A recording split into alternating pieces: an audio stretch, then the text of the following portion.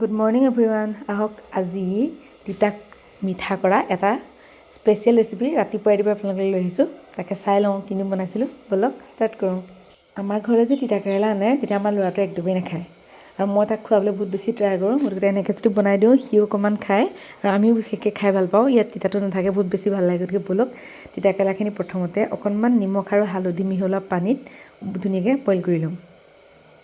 এতিয়া কেৰেলাখিনি ধুনীয়াকৈ বইল হৈ গ'ল আৰু মই ধুনীয়াকৈ এনেকৈ প্লেট এখনলৈ নমাই ল'লোঁ। তাৰপিছত চেঁচা কৰি ল'লোঁ। এতিয়া এইখিনি চেঁচা হৈ মানে মই এইফালে কেৰাহীত পাতি দিলোঁ আদা, নহৰু, পিঁয়াজ, জলকীয়া আৰু এনেকৈ ধুনীয়াকৈ এয়া ভাজি মেলি হালধি নিমখ আন্দাজমতে ইয়াতে দিয়ে দিছোঁ। তাৰপিছত ইয়াত ধুনীয়াকৈ অকণমান গলি যায় মানে ইয়াতে দি দিম বিলাহী।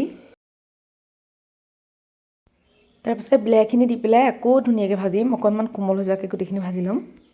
এই যে তিতা কেৰেলাকেইটা সেইকেইটা মই খুলি লৈছিলোঁ, মানে ভিতৰৰ বস্তুখিনি উলিয়াই লৈছিলোঁ। কিন্তু কি হ'ল জানেনে, গুটিটো যেনেকৈ টান আছিলে, কোমলীয়া হ'লে ভাল। কিন্তু আমাৰ আজি কেৰেলাকেইটা অকণমান টান, গতিকে মই গুটিকেইটা খাই বেয়া পাওঁ। সেইকাৰণে গুটিকেইটা আঁতৰাই অকণমান ভিতৰৰ মঙহখিনি দি দিছোঁ। সেইখিনি একেলগে দি ধুনীয়াকৈ ভাজি ল'লোঁ। এতিয়া এইখিনি ধুনীয়াকৈ ঠাণ্ডা হ'বলৈ দিলোঁ। তাৰপিছত ঠাণ্ডা হোৱাৰ পাছতে অকণমান মিক্সাৰ গ্ৰাইণ্ডাৰত দি এনেকৈ মিহি কৰি লৈছোঁ। মানে একেবাৰে মিহি কৰি লোৱা নাই, অকণমান ডাঠকৈ থৈছোঁ, বেছি মিহি কৰি ল'লে বেয়া হ'ব। তাৰপাছতে এয়া যে কেৰেলাখিনিৰ ভিতৰত ধুনীয়াকৈ মই সেই পিটিকাখিনি এনেকৈ ভৰাই দিলোঁ। তাৰপিছত কেৰেলাখিনি ফ্ৰাই কৰিবৰ কাৰণে এয়া মই বেচনৰ ঘোল এটা বনাই লৈছোঁ, অকণমান হালধি আৰু নিমখ দি এয়া ধুনীয়াকৈ ভৰাই লৈছোঁ। দেখিছেনে, বেচনখিনি নিদিয়াকৈ আপোনালোকে বনাব পাৰে। কিন্তু বেচনখিনি দিলে দুটা ভাল হয়, প্ৰথম কথা কটিংখিনি ওলাই নাহে আৰু দ্বিতীয় কথা খাবলৈ বেছি মুচমুচীয়া হয়। গতিকে ব'লক এতিয়া ধুনীয়াকৈ ভাজি লওঁ।